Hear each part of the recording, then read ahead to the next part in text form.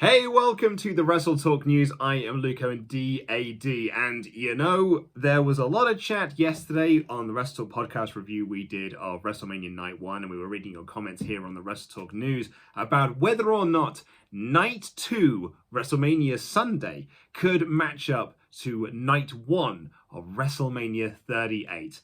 And I guess the way that they decided to potentially get around that and try and top themselves in night 1 is to go bat S-word insane for this second night of WrestleMania, because this was one of the maddest shows I can recall in WWE history, and it actually in total completed what might be one of the best WrestleManias of all time. Certainly top 5. That's kind of the discussion we were having at the end of the live stream reactions. I think you can certainly argue that it is, I'll get my framing right here, top 5 all-time WrestleManias, Night 1 and Night 2, when you kind of think of the in-ring work and the quality of things, particularly when you look at Night 2. Because really there was only one duff moment of Night 2, which was Ridge Holland and Sheamus beating the New Day, which just felt like it would have been a nice thing for New Day to get the win because they were doing it as a tribute to Big E. And but it only went like, 2 minutes, 2.5 minutes at most? But this was really okay. So the most insane thing that happened on the show, and it wasn't the Johnny Knoxville Sami Zayn match, although that was in itself insane. It was Vince McMahon came out for the Austin Theory Pat McAfee match. He came out, he made his entrance first, and he introduced Austin Theory as a future Universal Champion, which is interesting for a variety of reasons. Number one, we had a title unification match later on that night, but also there had been a report that Vince McMahon sees Austin Theory as a John Cena level future WWE star. So that's not just a future WWE champion, that is a guy that you can build a company around. So it's very, very interesting there. So he was there for Austin Theory's match with Pat McAfee. Pat got the big entrance with Seven Nation Army and the Dallas Cowboy cheerleaders. It was really, really awesome. The crowd was super into this. Pat was incredible. Austin was awesome as well. And in the end, Pat McAfee won the match. So, yeah, he won the match. And then after the match, he started to goad Vince McMahon into getting into the ring. And we were there being like, oh yeah, they'll probably tease this. Could you imagine if Vince got in the ring? What would that look like, eh? And Vince teases taking off his jacket. He puts it back on. And then he takes off the jacket. And then he takes off the tie. And then he takes off the shirt. And Vince McMahon, who I believe is 103. I'll quickly just double check that. Let me go to Wikipedia just so I can double check his age. Hold on. Vince McMahon. Okay, I was slightly off. He's 76 years old. So 76 years old, Vince McMahon gets in the ring and he asks for a referee to get in the ring. If you haven't watched WrestleMania, what I'm about to say will feel like a fever dream. And believe me, when watching it live, it felt like one. But Vince McMahon then had a wrestling match against Pat McAfee at WrestleMania 38 in 2022. This was an actual wrestling match. We thought it was weird that Steve Austin had a match on night 1. Vince McMahon had an actual wrestling match on night 2 of WrestleMania. It was insane. What was even more mad about this is that Vince McMahon, because he's 76 years old, got in all of the offense and had a squash match against Pat McAfee. He hit some clotheslines, he hit him with some stuff, and then he just pinned him. He punted a football into, I guess like Pat McAfee's like midsection, but it almost felt like the Simpsons football in the groin thing, and he pinned him. Vince McMahon, the first time, by the way, Vince McMahon won a wrestling match in 2022. It's just, what do you say to that? Vince McMahon had a wrestling match. Legit had a wrestling match. And it's so weird because there was that report a few months ago that Vince was training for a wrestling match. And I think we all just sort of downplayed it to be like, But that'll never happen, will it? Because it's Vince McMahon and he's 76 years old. He's not going to have a wrestling match. Turns out we were massively wrong. And that report was massively right. Vince McMahon legit had a wrestling match at WrestleMania in 2022. Incredible scenes. And if that wasn't mad enough, we had Pat McAfee pin Austin Theory. We then had Vince McMahon pin Pat McAfee. And then Vince and Austin Theory are celebrating in the ring, and they are, doing their big hug, and they're celebrating this, that, and the other. And then the glass shatters, and Stone Cold Steve Austin comes down to the ring.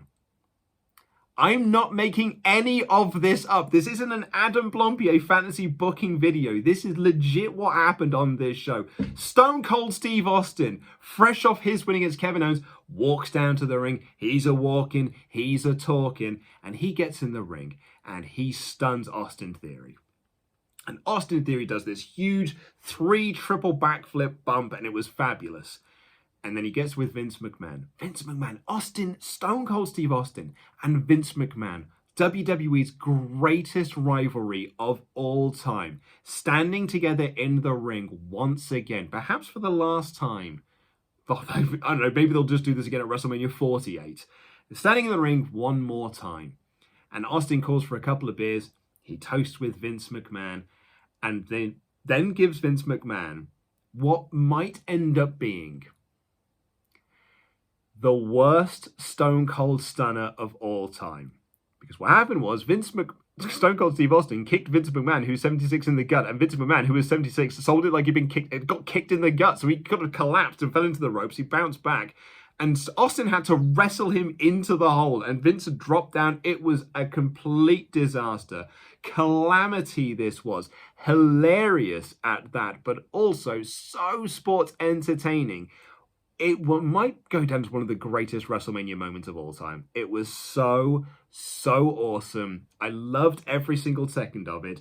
It is bizarre that in the hierarchy, I guess it is Austin Theory, commentator Pat McAfee, 76-year-old Vince McMahon, and retired Steve Austin in terms of star power, credibility, and awesomeness, which is a shame because the young up-and-comer Austin Theory is right at the bottom of that totem pole.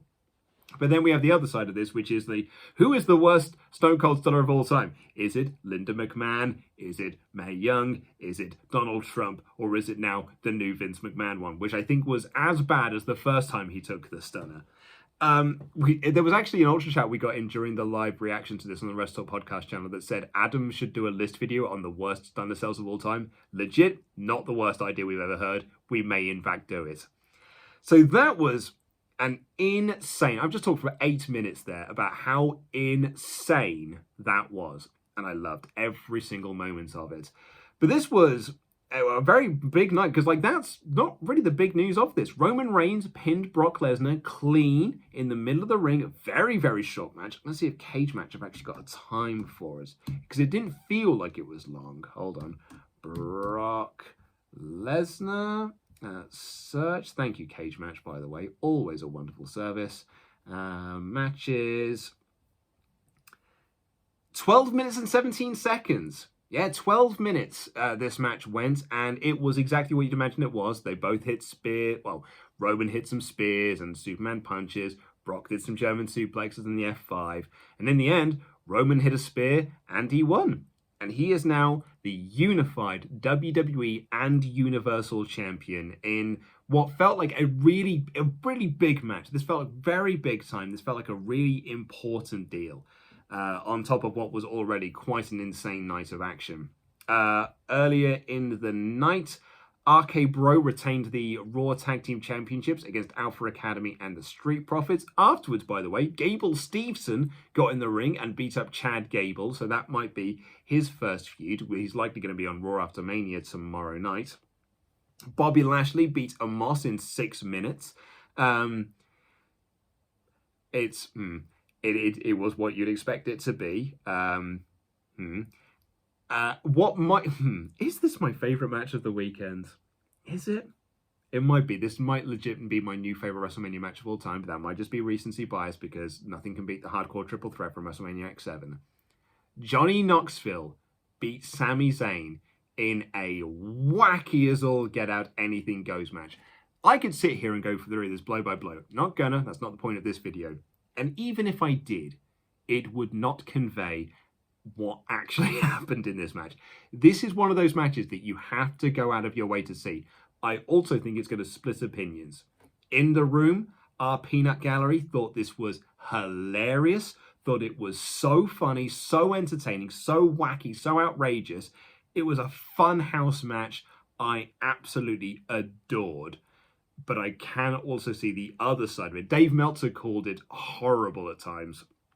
I think he called it unbelievably horrible. And I can see the other side of it will be like, this is one of the worst things to ever happen at WrestleMania. I can see both sides of the argument, but I am falling on this side of things, where it's just like, that was hilariously funny. Sasha Banks and Naomi won the women's tag team titles in a match that got really fun by the end. It was quite pants towards the beginning, but actually got really, really good by the end. And the other big thing that happened on this show is Edge defeated AJ Styles with the help of Damian Priest, who has aligned himself with Edge. There had been a report via Fightful Select that there were plans for Edge to get a new heel stable that would include Priest and other members, and this was the first step of that. AJ was going to set up for the Phenomenal Forearm, and all of a sudden Damian Priest is standing at ringside, and AJ went for the Phenomenal Forearm, Edge hit the spear in midair and got the win, and Edge and Priest left together wearing quite matching gear. So again, Raw after Mania, going to be a lot to dive into on that and see what the next steps of that are. We saw some really interesting ideas that Styles and Balor could team up to take these guys on, which would be fascinating. Two former Bullet Club leaders. Not that I think they'll ever lead into that, only because Balor and Priest were doing some stuff over the US title recently. Yeah, and then really the only dud point of the night was Sheamus and Ridge Holland beating Kofi Kingston and Xavier Woods in 1 minute and 44 seconds. This had been bumped from night 1 and moved to night 2, and man, it just sucks for New Day, because they showed the Big E neck break. They showed it quite a few times as part of the video package for this, and did the updates for Big E. And then Kofi Kingston and Xavier Woods came out wearing Big E singlets. Byron Saxton this was a SmackDown match, but Raw's Byron Saxton provided commentary for this because of his connection to the New Day. And it felt like it was just an opportunity for a nice moment where the New Day beat the baddies. And the baddies won. By the way, Butch's new gimmick is he is Scrappy-Doo. And it was quite annoying. We also got just The Undertaker coming out and just doing his Hall of Fame induction again, which was bizarre. We thought it was a replay of the one they did the previous night, but it was new. It was actually brand new. So yeah, a bizarre night of action. Insane WrestleMania 38 Night 2 was, but I had an absolute blast with it. It was so much fun. I cannot wait to review this show with Ollie Davis on the WrestleTalk podcast channel tomorrow, because, oh boy, is there stuff to talk about. The least of which is that Vince McMahon had a wrestling match in 2022 and he won with relative ease. Wow. Please, yeah, I mean, Ollie will have his full review coming up later on today as well, so please do subscribe to this channel if you haven't already. Give this video a little thumbs up as well. Enable notifications to always on so you know when Ollie's video goes live. Thank you all so much for watching. Thank you all that joined us for the live reactions. Thank you to King Jay who joined us for those live reactions as well. And we will see you tomorrow for more of WrestleMania coverage. Jam that jam.